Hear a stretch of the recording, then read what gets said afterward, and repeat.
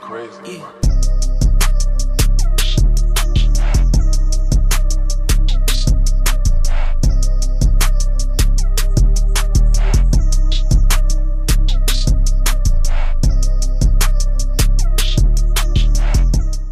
Joining the podcast is a former national champion, a former Elite 11 MVP, and a barbecue enthusiast, Blake Barnett. Blake, how's it going, man? Awesome, man. Appreciate you having me on here. Yeah, of course. So as I mentioned, you're in the barbecue business, the barbecue game now. I saw on Instagram you've got BB's Craft Barbecue. Tell us a little bit about that. Yeah, man. During the quarantine times, I didn't have much going on. I was still kind of in the process of trying to play football. Wasn't really ready to go get a full-time job.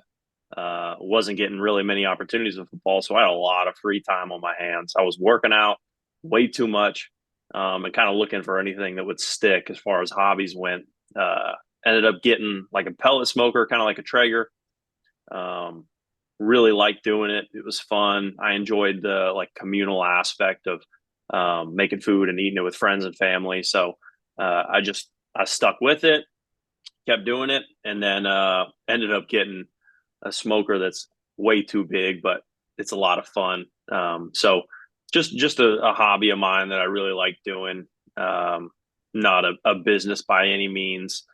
At one point I was like selling it on a really, really small scale just because I was making so much of it that it was only, we could only eat so much as a family and with my friends. So that was a fun little short stint, but yeah, I still love doing it. Just a great hobby. Met some really cool people. And yeah, love it, man. It's a good time. I saw also, are you training some guys, some middle school, high school quarterbacks down there? Yes, also super small scale.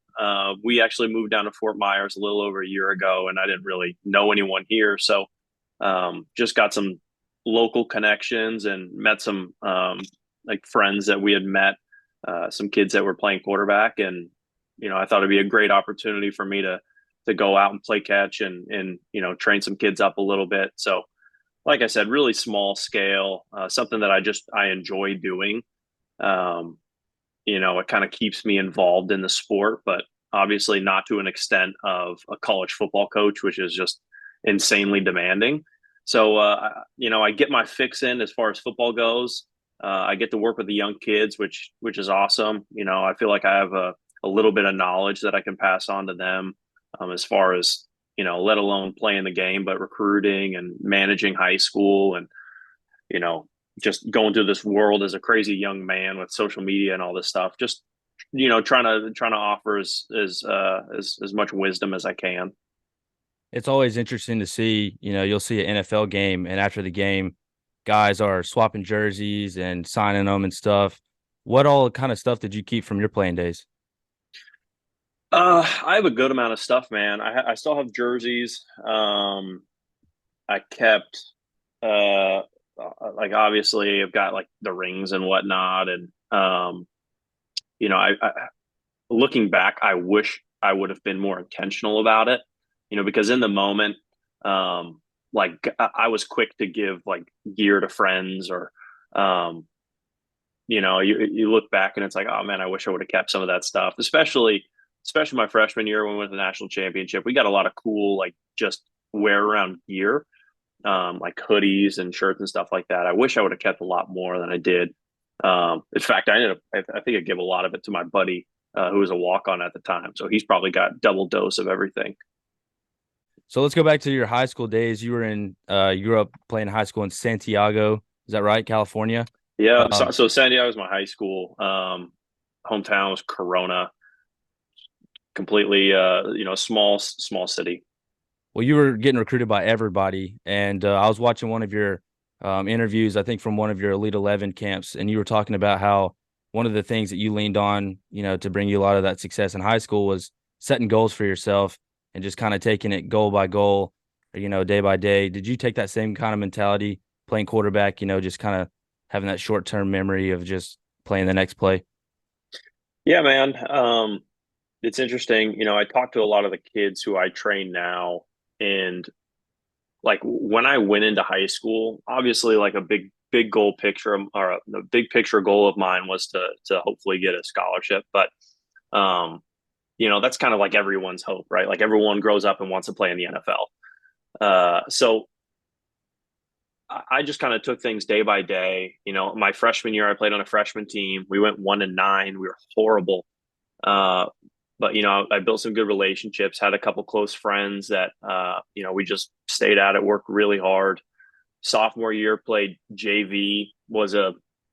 I would probably consider maybe a little bit above average JV quarterback. Was a backup on varsity, and was just like focused on becoming a starter in high school. Like that was my goal. Was I want to be the starter. Obviously, like I can't get to D1. I can't get a scholarship before I'm the starter at a high school team. So I just had my goals set like in an appropriate manner, and because of that, I did the work required to get to the next goal, and that just like it built up over time. Like I ended up getting my first like real start in varsity my junior year of high school, and that game just so happened to be televised. We played a bigger school from like the LA area, and they had a couple top recruits on their team.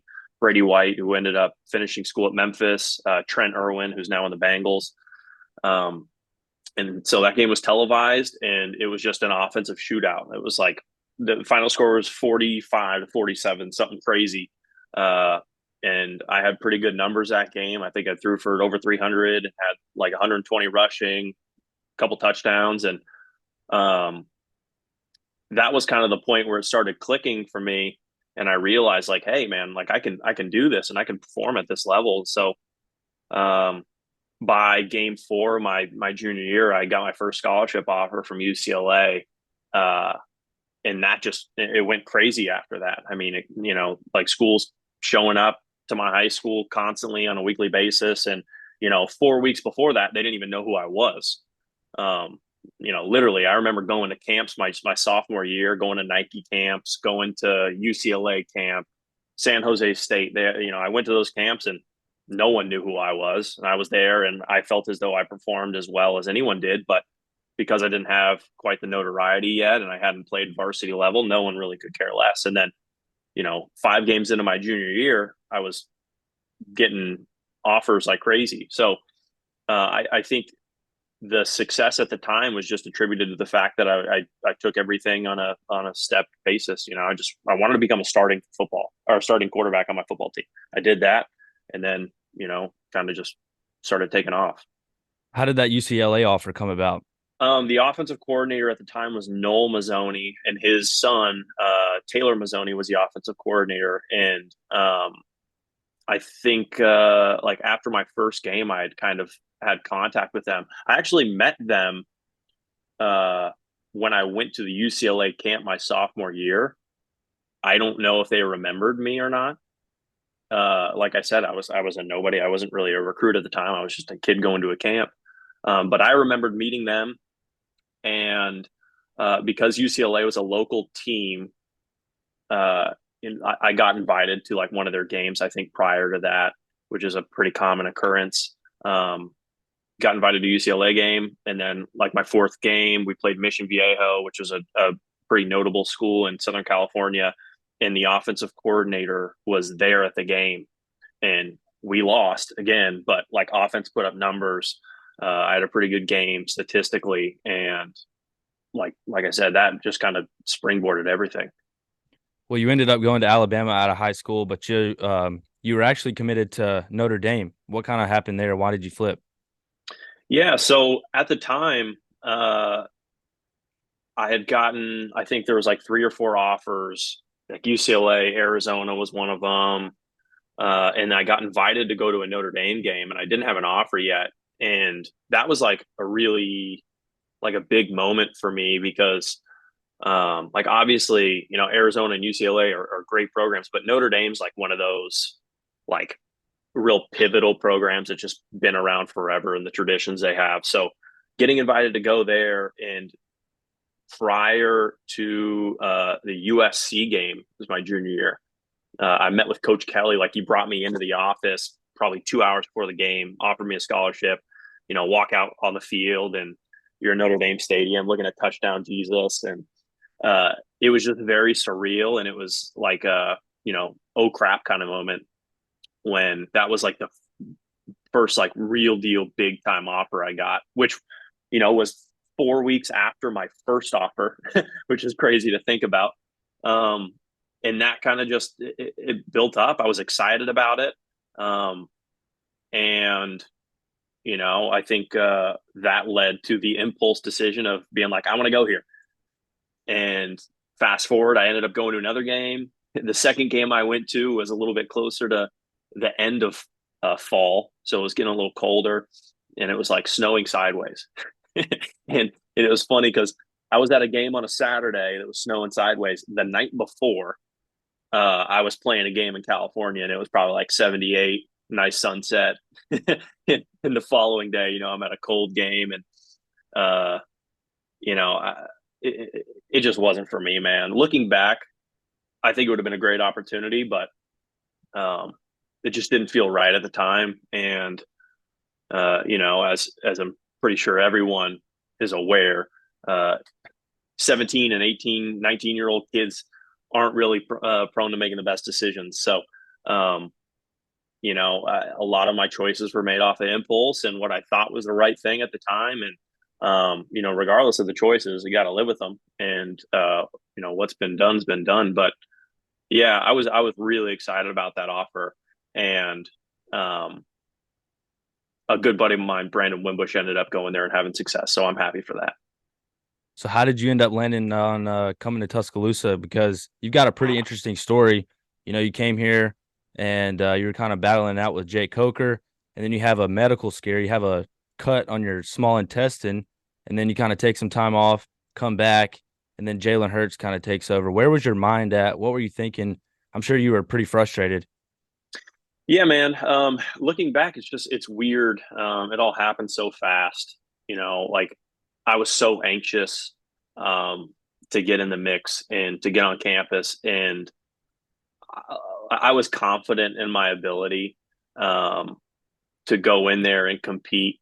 At the time, looking back, honestly, like I don't know if I was very confident in my preparation, just because it was also new to me. Like learning a new offense at a high level. Lane Kiffin's offense isn't. I'm pretty sure I think I have a playbook up there. I think it's like right there. Um, that wasn't something that was it was completely new to me. It was a lot of information, and I was trying to progress in that offense as quick as I could while being able to show my skill set. So, um, my true freshman year, I just really had to grind through practice squad and make sure I gave the defense the best look I could every week. And I mean, I really gave like 100% at every practice in that. And I think that went a long way to the point where I started kind of working my way into the mix. Um, about halfway through the year, actually, when we lost to Ole Miss, and like a week or two after that, when I was still kind of like, I wasn't getting first team reps, but I was starting to rotate with the second team. Yeah, I got a random cut in my intestine I didn't even know about, and 2 weeks went by. I ended up losing like half the blood in my body, getting checked in the ER, and lost like 20 pounds. And so that year just kind of got blurred out. I still finished the rest of the year doing practice squad and busting my butt, doing as much as I could. And then that off season came. I knew I was going to be in contention for the starting role just because Jake left, and it kind of opened the door for everyone to come and compete. And, like my personal growth and development from my true freshman year to my redshirt freshman year was, in my opinion, it was pretty drastic. Like I was able to finally start putting the pen to the paper as far as the preparation goes and understanding the playbook and understand, the fronts and the coverages and just putting it all together. I thought I had a really good fall camp to the point where I obviously started the first game and was confident in that. And then, the first game happened, and, the first two drives obviously weren't ideal. We went 3-and-out, and, like that was kind of it. And then Jalen went in and did his thing. And, obviously capitalized on the moment. It was one of those things that, I wasn't able to take advantage of those two drives that I got. And because of that, it was from that point on Jalen's job. And then what ultimately kind of led to the decision of me transferring, what was really tough for me to comprehend at that time when I was at that age was just a sense of clarity as to why things really happened, and I can look back now and live in the land of hypotheticals, but at the time, it was tough for me to understand why I wasn't really given transparency. And that's really all I searched for, because one of the biggest things I wanted coming out of high school was a relationship with my head coach or my offensive coordinator. And, you know, Coach Saban is well known for being a defensive guy, and I can't fault him for that. But 90% of his time is spent with the defense. Um, so because of that, I just didn't really have that great of a relationship with him, to the point where I felt as though we could like trust each other in communication. And then Coach Kiffin at the time was just kind of distant to an extent, if that's a word I want to use. Like, he was just very focused, very busy.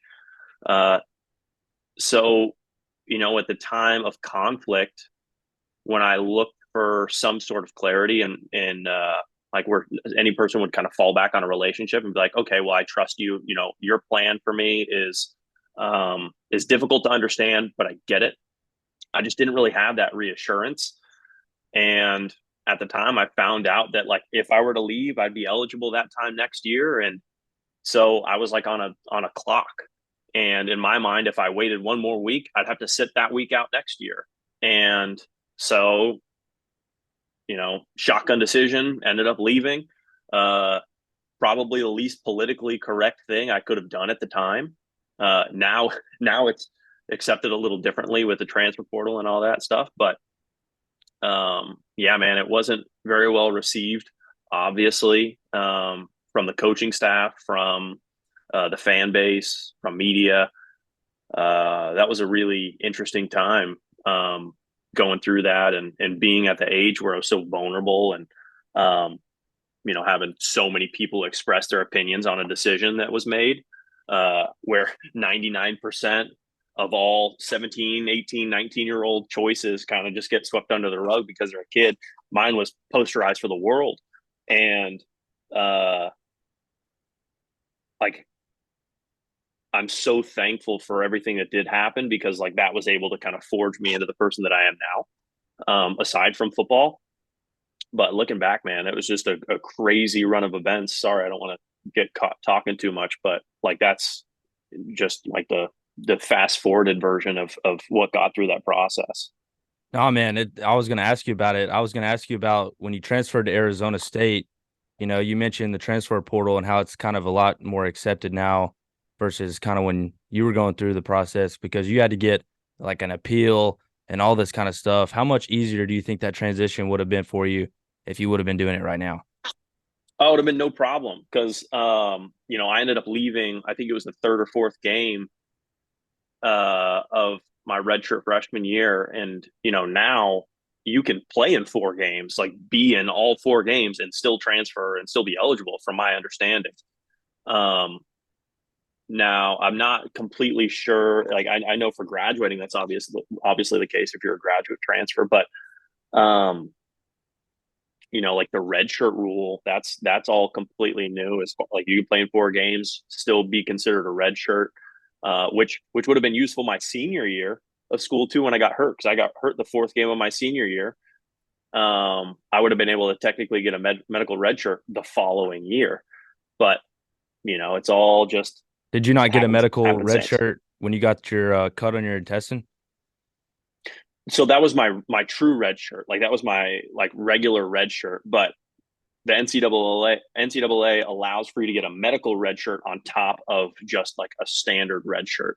So my senior year, I would have been able to get a medical red shirt, on top of that, and probably got my whatever sixth year, been a 6th year senior, which ended up being pretty common after COVID, because everyone got that year back. So It was weird for me at the time. I didn't even really consider it. I thought that I was done and I had to move on. Well, like I said, you got to Arizona State, and I saw in an interview where you kind of said that you went into a situation where you just kind of wanted to beat out a quarterback that you felt like the coaching staff had already established as this is the guy. What kind of happened there at Arizona State? Yeah, man. So, like the culprit, and the big reason as to why I ended up going to Arizona State was the offensive coordinator. And this is exactly why they tell recruits, like, don't go to a school because of a coach, because the coach, you never know how long they're going to be there, which obviously sounds great. But, the reality is a coach or a player is going to go there because of a coach and who they think's going to develop them and really trust and believe in them. So at the time, Chip Lindsey was there.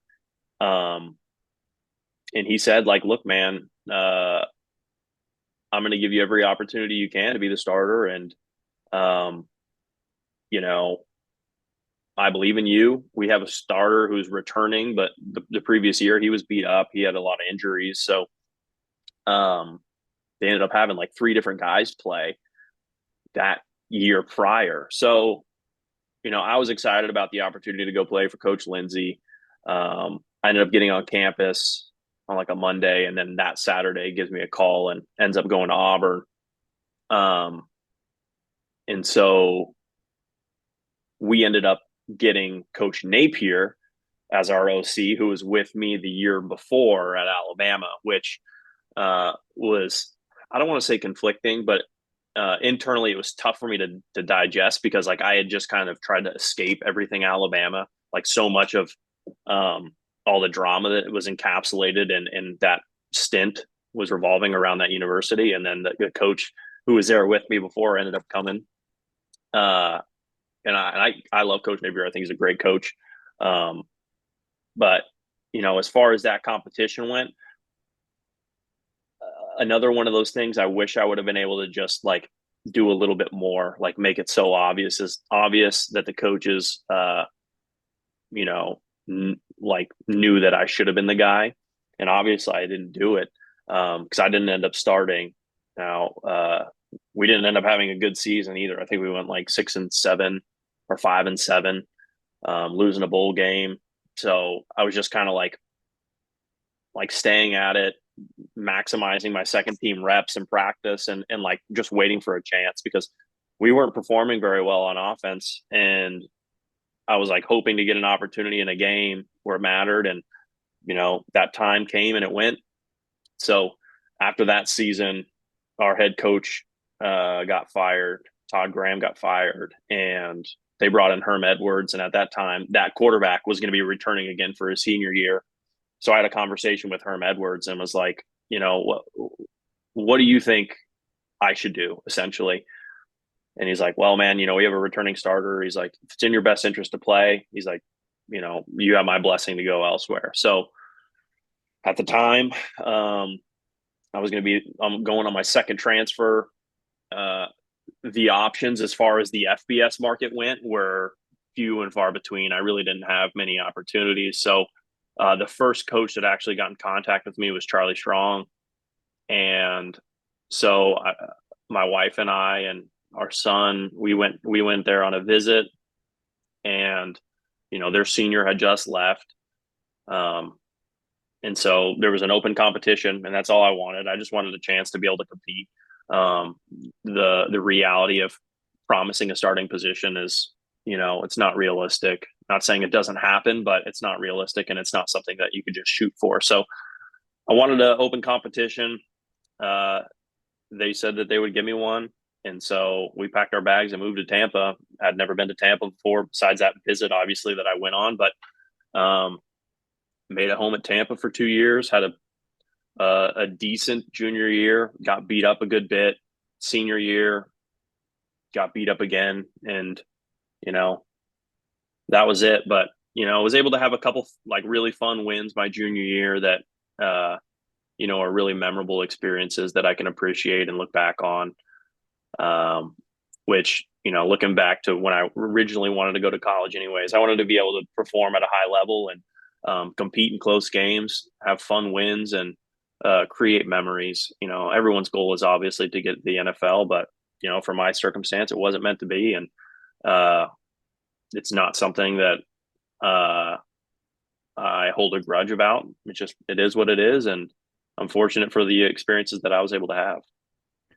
Well, it seems like you like Florida a lot. You went to USF and now you're living in Fort Myers. What is it about Florida that just feels like home? Because, like you said, when you were transferring to USF, it was around the time that you were starting your own family and you were kind of looking for that family home atmosphere. What is it about Florida? Do the palm trees remind you of back home in California? Yeah, I don't know. We like it down here. It's good weather, um, good people. We really love Tampa, and then when I got done playing, we actually moved to New Jersey for a year, and um, was just looking for an avenue to kind of get back into Florida because we really found like a home in Tampa. We liked it there, and um, at the time there was a job opportunity down in Fort Myers, so I jumped on that. We ended up moving down here, um, and have been here for a little over a year now, and we really like it. I don't know if we're going to be here forever, um, but for right now, it's great. We've built a really good community of friends and families that we're able to hang out with and let our kids play around. So for right now, it's great. Foreseeable future, who knows where we're going to end up? It's a weird question, figuring out where you want to live for the rest of your life. So Yeah, I'm dealing with that right now, being a senior. It's a lot to think yeah, it's about. weird, man. It's weird. Anyway, man, I appreciate you taking the time to be on the podcast. I don't want to keep you away from your family around Christmas time. I know you're probably pretty busy. No, you're good, man. I appreciate you having me on. It was great to have a conversation. It's always nice to kind of like look back and reflect um, on the story and you know just pick up little nuggets on where to learn and grow and um, yeah, man, productive conversation. Appreciate you.